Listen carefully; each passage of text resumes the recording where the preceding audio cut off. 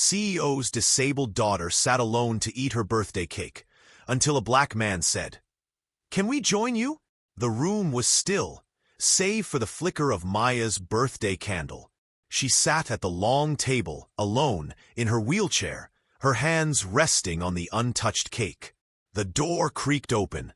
A voice broke the silence. "Can we join you?" Maya's gaze stayed on the cake. This wasn't new. Another birthday, another quiet day. Her father's colleagues ignored her, her father overlooked her, and her mother's absence haunted the space. She wasn't just the CEO's daughter. She was a symbol of a life left unacknowledged.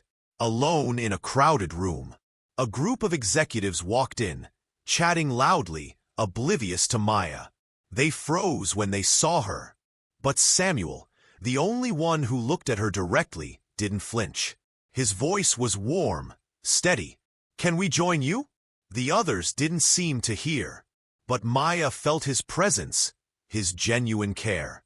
He sat down, pulling his chair closer. Her heart beat faster.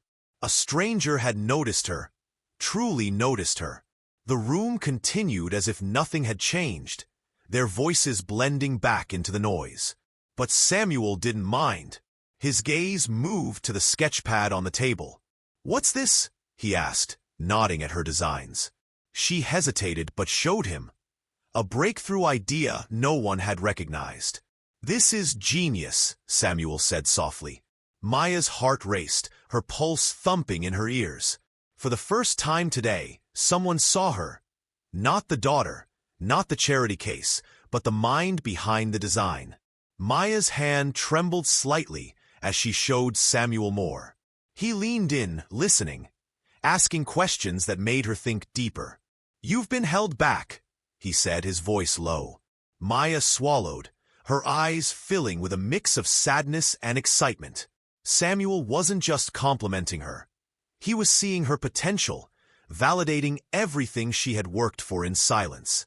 A tiny spark ignited inside her. Maybe this wasn't the end of her story. Maybe this was just the beginning. The voices around the table faltered. One executive glanced at Samuel, then at Maya. Another peered over. They exchanged looks. "Is this your idea?" one asked. The questions began to trickle in, tentative, uncertain. Maya didn't speak. She just nodded. She didn't need to say anything. Her work spoke for itself. The room's energy shifted. The dismissive glances were gone, replaced by a mixture of awe and disbelief. They hadn't seen it before, but now they couldn't look away. Samuel leaned back, his eyes meeting Maya's. "I used to be just like you," he said quietly. "Pushed aside, forgotten, until I walked away. But I never stopped believing." The revelation hit hard. He had been ignored too. The realization stunned Maya.